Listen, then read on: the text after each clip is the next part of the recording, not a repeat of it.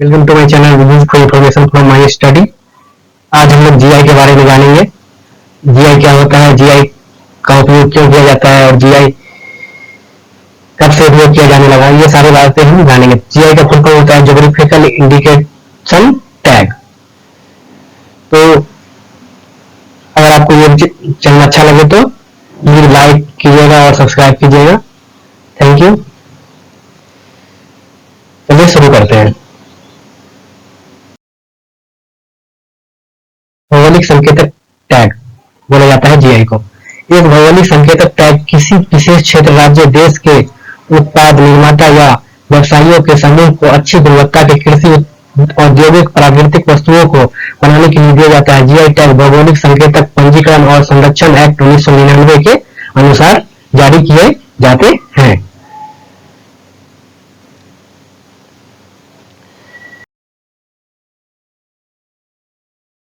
पहला GI tag Darjeeling चाय को दिया गया था।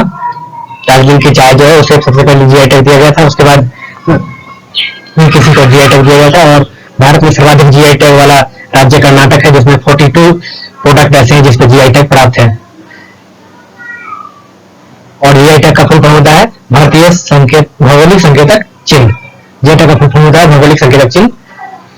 और सबसे ज्यादा जीआई टैग किस राज्य को है, तो कर्नाटक राज्य को है 42। और दार्जिलिंग चाय जो है सबसे पहला हमारा जीआई टैग प्राप्त करने वाला प्लांट है। Thank you.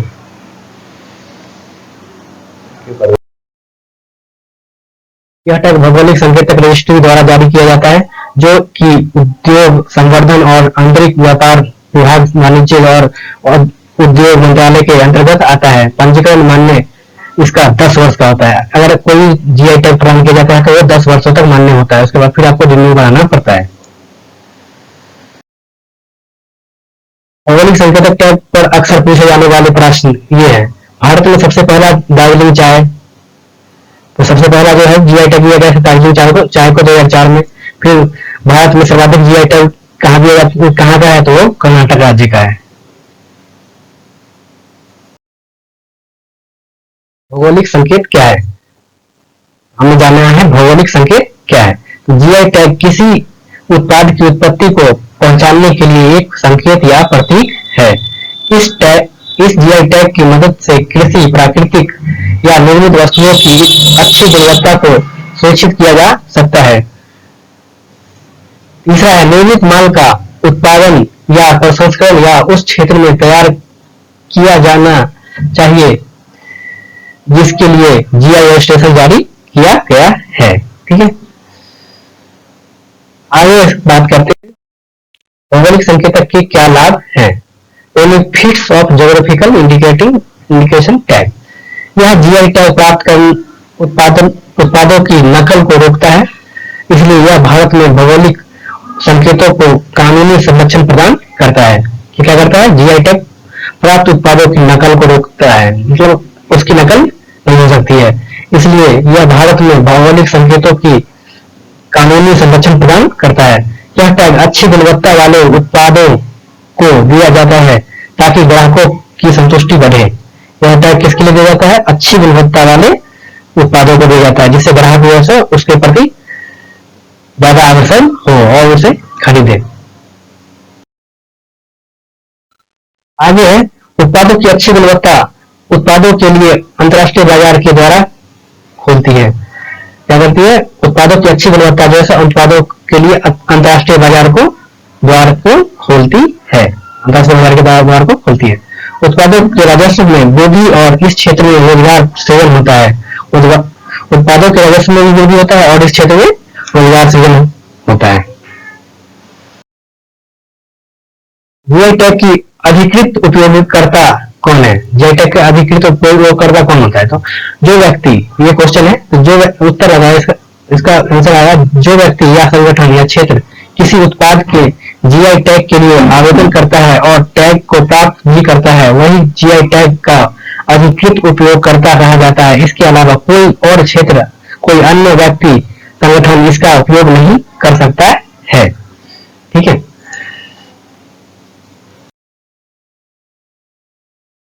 ये टैग का नारा स्लोगन क्या है? तो अतुल्य भारत की अमूल्य निधि, इसे इंग्लिश में बोलेंगे invaluable treasures of incredible India. तो अगर आपसे बोला जाता है कि जीआई टैग का स्लोगन क्या है, तो अतुल्य भारत की अमूल्य निधि हम इसे बोलेंगे। पांचवा क्वेश्चन आता है, क्या एक बार प्राप्त पंजीकरण जीवन भर के लिए मान्य है? तो हमने पहले ही पढ़ा था कि ये 10 वर्ष के लिए होता है, तो इसका आंसर होगा नहीं। एक भौगोलिक संकेत का पंजीकरण केवल 10 वर्षों की अवधि के लिए मान्य है, हालांकि इसे समय समय पर प्रत्येक 10 वर्षों की अवधि के लिए नवीनीकृत किया जा सकता है। तो मैंने ये भी बताया था आपको कि नवीनीकृत इसे किया जा सकता है। इससे पहले अगला क्वेश्चन 6 है, क्या एक पंजीकृत भौगोलिक संकेत किसी अन्य को सौंपा या हस्तांतरित किया जा सकता है? नहीं, भौगोलिक संकेत किसी विशेष क्षेत्र या राज्य की सार्वजनिक संपत्ति है, इसे दूसरों को सौंपा या हस्तांतरित गिरवी नहीं रखा जा सकता है। यदि जीआई टैग के अधिकृत उपयोगकर्ता की मृत्यु हो जाती है, तो यह टैग उसके उत्तराधिकारी को हस्तांतरित हो जाता है। ठीक है, तो ये उसी राज्य में रहेगा, दूसरे राज्य में नहीं जाता है। अगला है क्वेश्चन आपका,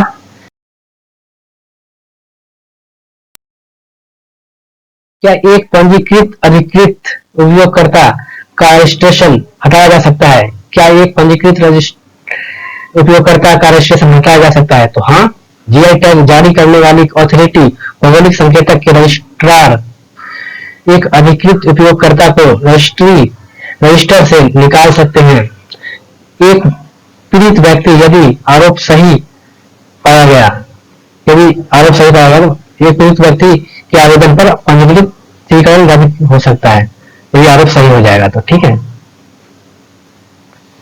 तो हम ये जानेंगे कि जीआई टैग को हटाया भी जा सकता है पंजीकरण को। जीआई टैग के पंजीकरण के लिए कौन आवेदन कर सकता है, वही क्वेश्चन है। तो जीआई टैग पाने के लिए कोई भी व्यक्तिगत निर्माता व्यक्तियों का संगठन या राज्य सरकार के अंतर्गत कोई वैध संगठन अप्लाई कर सकता है। हालांकि आवेदन को निर्धारित शुल्क के साथ उचित प्रारूप में लिखा जाना चाहिए। ज्ञातव्य है कि कश्मीरी केसर को GI tag geographical indication registry में directorate of agriculture Jammu Kashmir सरकार को दिया है।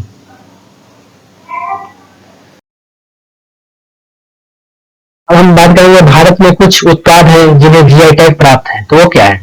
मैसूर का सिल्क है, हैंडक्राफ्ट के क्षेत्र में आता है, वो कर्नाटक में है। ठीक है, दार्जिलिंग चाय जो हमने बात किया था एग्रीकल्चर के क्षेत्र में आता है, वो पश्चिम बंगाल का है जीआई टैग। कड़कनाथ मुर्गा, यह मध्य प्रदेश का जीआई टैग प्राप्त मुर्गा है, विशेष किस्म का। केसर एग्रीकल्चरल में आता है, जम्मू कश्मीर में होता है, केसर जम्मू कश्मीर का जीआई टैग प्राप्त है। काला जीरा एग्रीकल्चर में आता है, उसका हिमाचल प्रदेश राज्य को जीआई टैग प्राप्त है काला जीरा का। जीरा फूल का जो एग्रीकल्चर में आता है, वो छत्तीसगढ़ राज्य को उसको जीआई टैग प्राप्त है जीरा फूल का। महाबलेश्वर राज्य को प्राप्त है स्ट्रॉबेरी का जीआई टैग। नागपुर को संतरा के लिए जीआई टैग प्राप्त है, वो एग्रीकल्चर में आता है। पश्मीना, ये जम्मू कश्मीर राज्य को जीआई टैग प्राप्त है पश्मीना के लिए। टेराकोटा गोरखपुर उत्तर प्रदेश, गोरखपुर जगह है, शहर है, उसको टेराकोटा के लिए जीआई टैग प्राप्त है। कंधमाला हल्दी, ये उड़ीसा राज्य को कंधमाला हल्दी के लिए जीआई टैग प्राप्त है। बासमती चावल पंजाब, हरियाणा, दिल्ली, उत्तराखंड, हिमाचल प्रदेश, ये सारे जो है जगह राज्य, इन सबको बासमती चावल के लिए जीआई टैग प्राप्त है। पालनी पंचामृत तमिलनाडु मिलता है, तमिलनाडु का ये तमिलनाडु राज्य को इसका जीआई टैग प्राप्त है पालनी पंचामृत को। ठीक है, आगे हम बात करते हैं।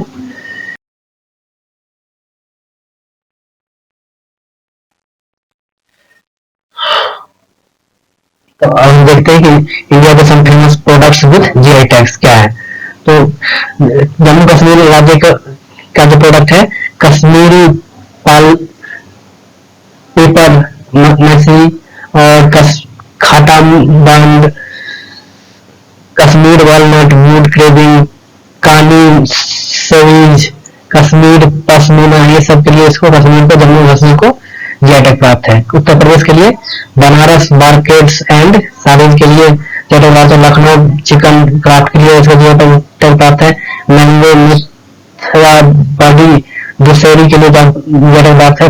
वाराणसी ग्लास बीट्स के लिए जीआई टैग प्राप्त है। खुर्जा पोटरी के लिए जीआई टैग प्राप्त है। और मिर्जापुर हैंडमेड डोरी के लिए इसे उत्तर प्रदेश को जीआई टैग प्राप्त है। अब आते हैं बिहार के लिए। बिहार के लिए क्या क्या है जीआई टैग प्राप्त? Sikki grass work of Bihar, sikki grass of work जो है उस बिहार में है, उसको जीआई टैग प्राप्त है। और मधुबनी पेंटिंग्स को भी जीआई टैग प्राप्त है। और भागलपुर सिल्क, भागलपुर में कानून सिल्क है, उसे जीआई टैग प्राप्त है। और मांझी पान, उसको भी बिहार के राज्य में जीआई टैग प्राप्त है। असम में क्या है तो मुगा सिल्क, तेजपुर लीची और जोहा राइस, इन सब के लिए जीआई टैग प्राप्त है असम को।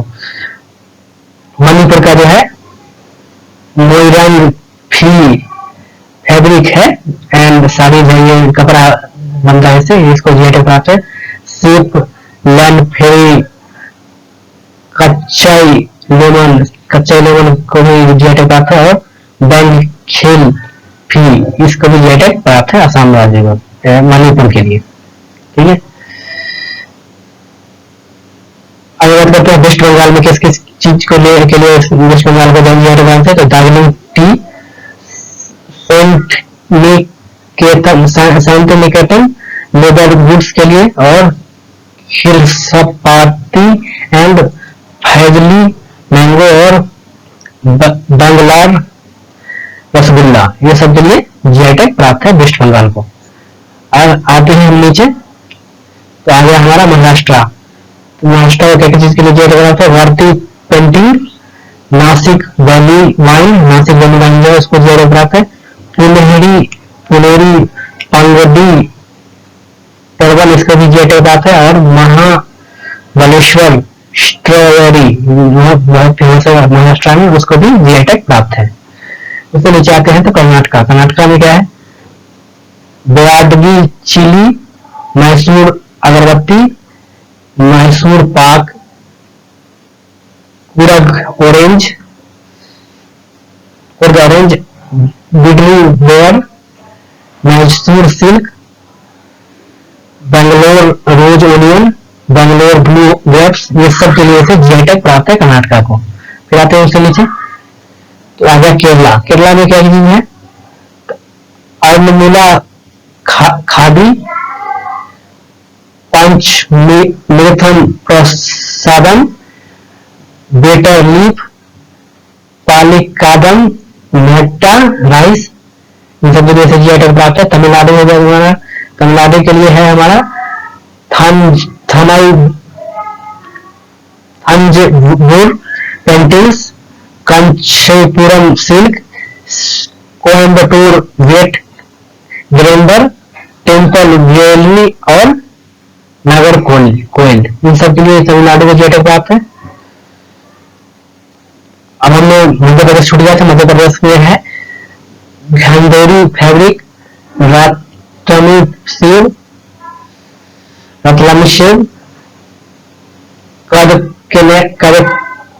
Kadaknath chicken, leather toys of Indore, इन सबको इसके जीआई टैग प्राप्त है मध्य प्रदेश को। राजस्थान को क्या चीज के लिए जीआई टैग प्राप्त है? कठपुतल्स, Sanganeri hand block painting, Makrana marble, Bikaneri bhujia, इन सब के लिए राजस्थान को जीआई टैग प्राप्त है। ठीक है, तो ये हमारा था जीआई टैग से रिलेटेड। तो हमने इसमें जीआई टैग से रिलेटेड बातें की, और इसके और आगे डिटेल में हम और क्वेश्चन करेंगे जो कि 2019-2020 ये सबके लिए करंट में क्या क्या पूछा जाता है क्या, तो ये हम पार्ट 2 में डिस्कस करेंगे। ये हमारा पार्ट 1 जीआई टैग का। तो ठीक है, थैंक यू वेरी मच।